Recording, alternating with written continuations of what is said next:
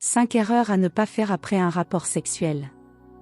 Se laver à l'eau brûlante, utiliser les mauvais produits d'hygiène. Quels sont les réflexes à oublier d'urgence après un rapport sexuel? On fait le point.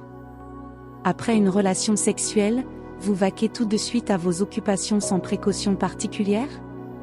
Il serait peut-être bon de changer vos habitudes. Et pour cause, quelques gestes simples et efficaces pourraient vous permettre de lutter contre les infections urinaires, les irritations et même, de renforcer votre couple.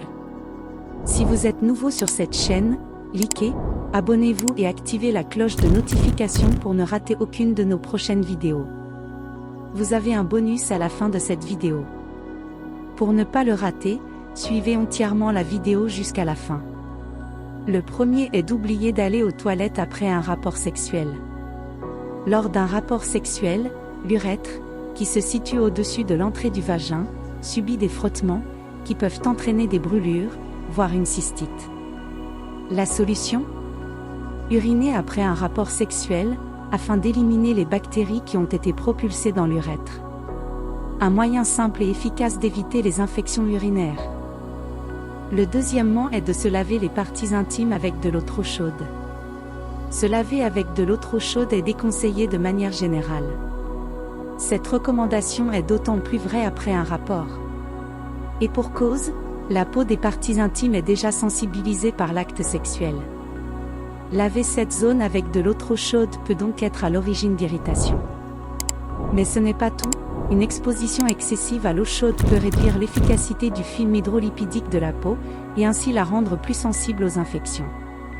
Le troisième est utiliser des produits d'hygiène parfumés pour la toilette intime. Les produits d'hygiène contiennent parfois du parfum. Si certaines personnes n'ayant pas de sensibilité particulière les utilisent sans problème au quotidien, il est toutefois conseillé d'opter pour des produits d'hygiène spécialement dédiés à la toilette intime. Dotés d'un pH compris entre 4 et 8, proche du pH du vagin, ils permettent de nettoyer cette zone particulièrement délicate tout en douceur. Le quatrième est de mettre des vêtements ou des sous-vêtements moulants. Après une relation sexuelle, des résidus de fluide persistent au niveau des parties intimes. Pour cette raison, il est déconseillé de porter des vêtements et des sous-vêtements moulants juste après un rapport.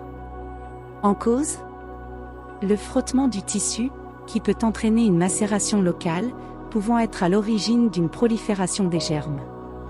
Mieux vaut donc opter pour des vêtements et des sous-vêtements amples, afin de laisser l'air circuler. Et le dernier est de vaquer tout de suite à d'autres occupations après une relation sexuelle. Dormir, regarder la télé, utiliser son téléphone. Autant de réflexes qu'il est possible d'avoir après un rapport sexuel. Et si vous profitiez de cet instant d'intimité pour échanger avec votre partenaire?